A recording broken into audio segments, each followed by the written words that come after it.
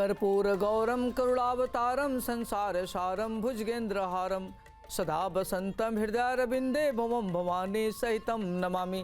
नमस्कार, मैं हूं ज्योतिषाचार्य डॉक्टर अरविंद त्रिपाठी। लक गुरु शो में आपका स्वागत है। लक यानी भाग्य।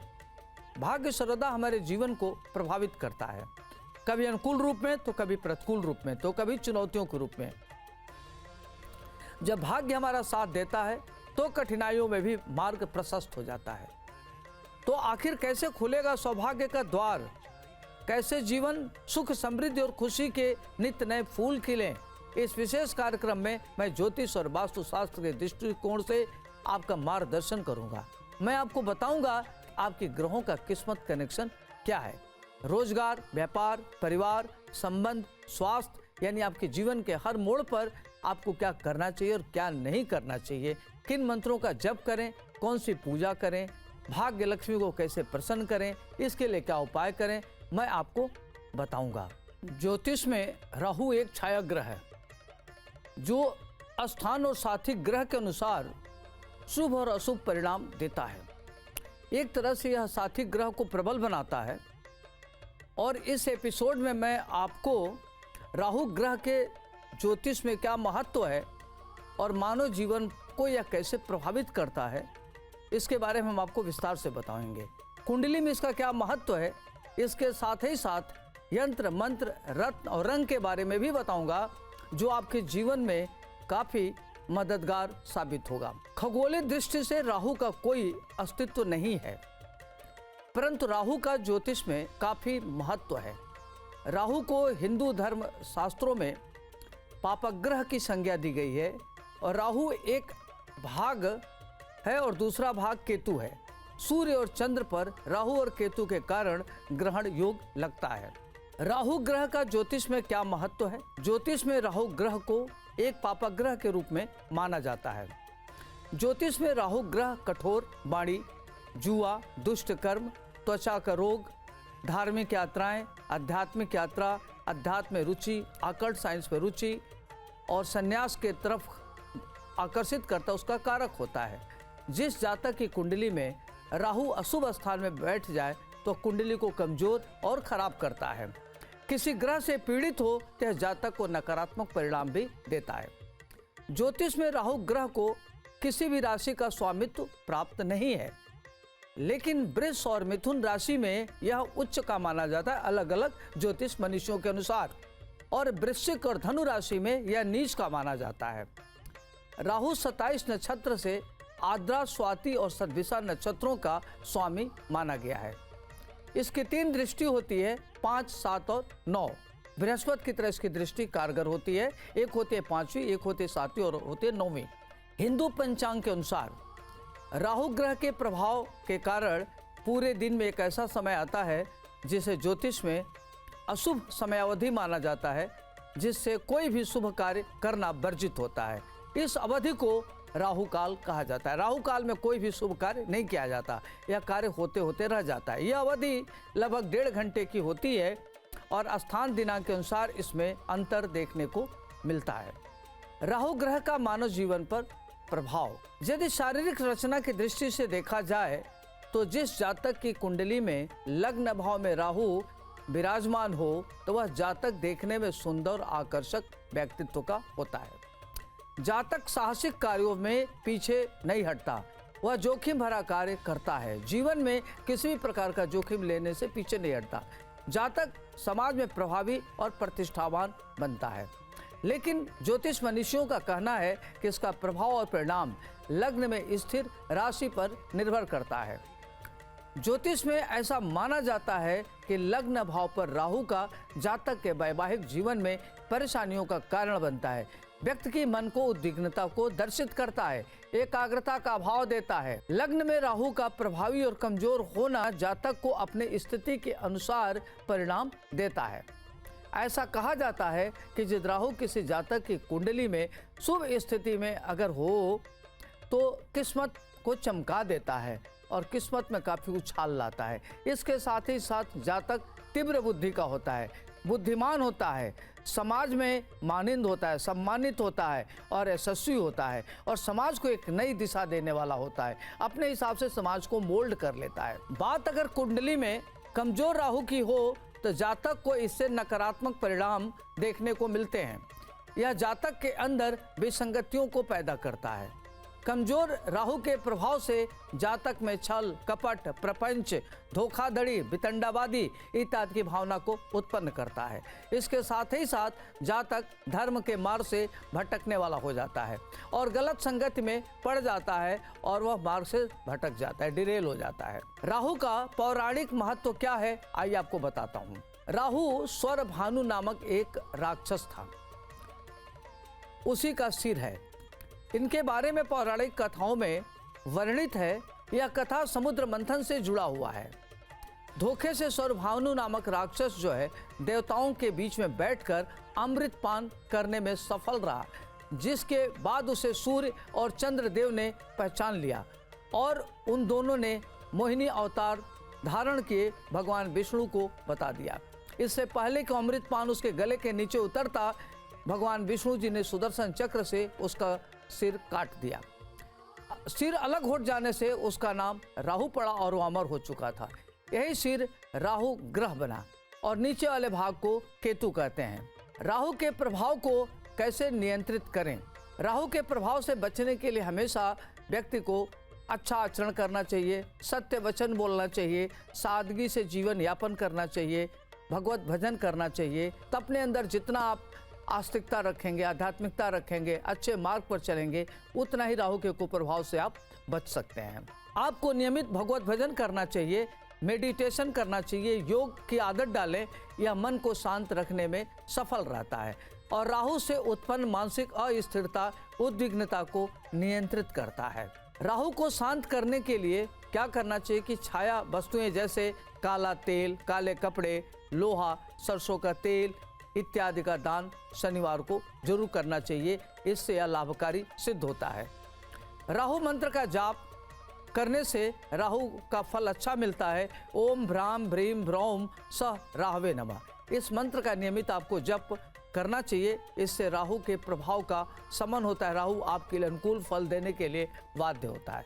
ज्योतिष शास्त्र में राहु को मजबूत करने के लिए कुछ छोटे छोटे उपाय आइए आपको बताता हूँ। अगर इसको करते हैं तो राहु आपके जीवन में काफ़ी महत्वपूर्ण लाभ देगा और आपका मार्ग प्रशस्त करेगा।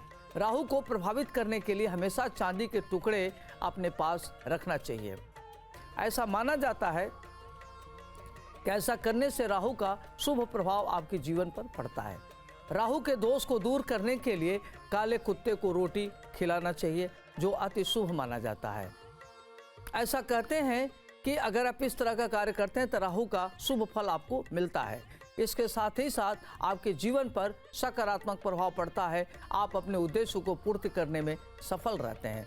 ज्योतिष शास्त्र के अनुसार राहु को शांत करने के लिए नियमित आपको पूजा पाठ करना चाहिए, लाल चंदन का तिलक लगाना चाहिए, इससे आपको शुभ फल मिलता है। इसके साथ ही साथ गंगा स्नान करने से भी राहु का प्रभाव अनुकूल देता है। ज्योतिष शास्त्र के अनुसार अगर माना जाए तो राहु दोष को दूर करने के लिए लोहे का छल्ला या कड़ा पहनना जा सकता है। यह एक प्रभावी उपाय है। राहु दोष की शांति के लिए आप गरीबों की मदद करें, बड़ों का सम्मान करें। और राहु दोष से आप कैसे बचें, उसके लिए क्या करें कि शनिवार के दिन काला वस्त्र धारण करें और ओम भ्राम भ्रीम भ्रौम सह राहवे नमः इस मंत्र का आपको जप करना चाहिए। शनिवार के दिन काले तिल से बनी चीज़ें जैसे मीठी रोटी, मिठाई इत्यादि खाना चाहिए। ऐसा करने से राहु दोष से आपको मुक्ति मिलती है। राहु को कहा जाता है कि एक प्रकार का आध्यात्मिक ग्रह है। राहु अध्यात्म का कारक है। अगर राहु आपके अच्छे जगह पर हो, अच्छे घर में हो, तो व्यक्ति को महान उन्नति कराता है। और राहु अकल्ट साइंस में, अध्यात्म में, विद्वता में, राजनीति में, कर्मकांड में काफ़ी प्रेरित करता है और व्यक्ति को आगे बढ़ाने वाला होता है। राहु की जो महादशा होती है 18 वर्ष की होती है, शनि की महादशा 19 वर्ष होती है। तो यह फल पूरा शनि की तरह देता है। कहते हैं कि कुजवत केतु शनिवत राहु।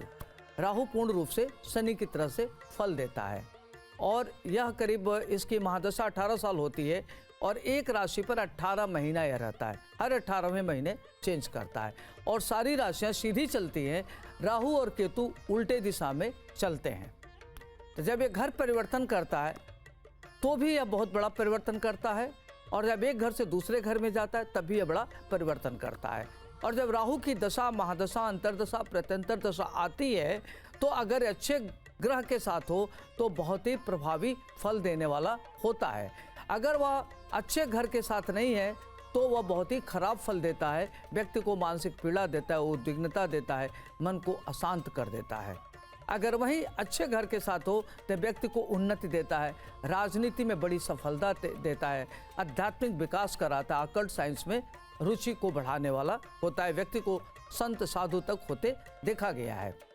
तो इस तरीके से राहु की अपनी भूमिका होती है और राहु खास तौर से कहते हैं कि इनका अपना न कोई चरित्र होता है, न इनकी कोई विशेषता होती है।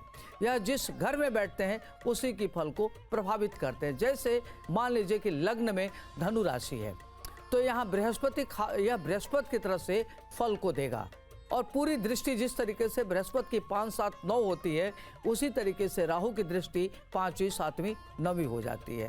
तो अगर लग्न में राहु बैठ जाए अगर अच्छे घर में तो व्यक्ति बहुत महत्वाकांक्षी होता है, अपने महत्वाकांक्षाओं को कार्य रूप में परिणत करने वाला होता है, व्यक्ति राजनीतिज्ञ होता है, कूटनीतिज्ञ होता है और अपने उद्देश्य में सफल रहता है, राजनीतिक महत्वाकांक्षा पूर्ण करने में सफल रहता है, यह शासन में उच्च पद दिलाने में सफलता दिलाता है और व्यक्ति को महान उन्नत कराने में इसकी अहम भूमिका होती है।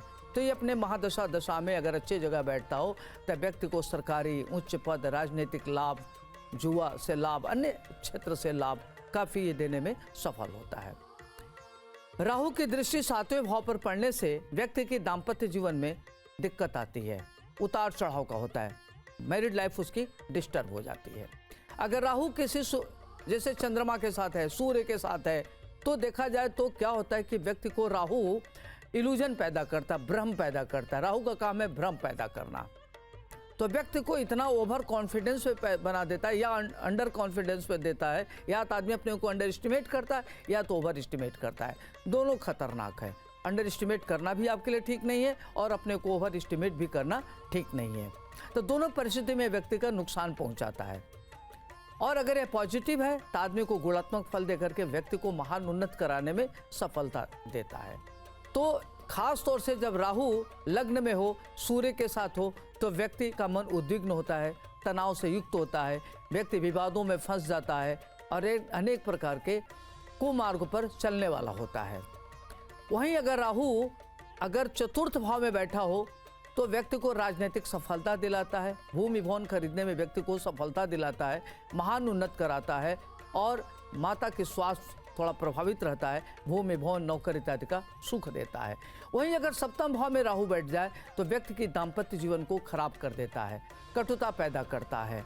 अगर वही राहु दसम भाव में बैठा हो तो व्यक्ति को राजनीति के सर्वोच्च शिखर पर बैठाता है, व्यक्ति राजनीति में बड़े पद पर जाता है और 18 साल उसकी जो राहु की महादशा होती है राजनीति के लिए बहुत महत्वपूर्ण होता है। ऐसे व्यक्ति महान उन्नत करने वाला होता है, राजनीति में बड़े पदों पर पहुंचने वाला, तो कैबिनेट मंत्री होता है, काफ़ी बड़े पदों पर विराजमान होता है, व्यक्ति बहुत कूटनीतिज्ञ होता है, माता पिता का भक्त होता है और अपने माता पिता के नाम को रोशन करने वाला होता है। तो दसम भाव में राहु की भूमिका अगर अच्छे ग्रह के साथ है तो बहुत ही अच्छा फल देता है। अगर वहीं सूर्य या चंद्रमा के साथ बैठ जाए और सूर्य अगर मान लीजिए उच्च का है और वहीं राहु बैठ जाए तो व्यक्ति को असफलता दिलाता है, सफल नहीं बनने देता, उसकी भावनाओं को डिरेल करता है, उसको गलत सोहबत में ले जाता है, गलत रास्ते पर ले जाता है और व्यक्ति कई बार बहुत हाई लेवल के ऊपर पहुंच जाता है लेकिन वह फंस जाता है।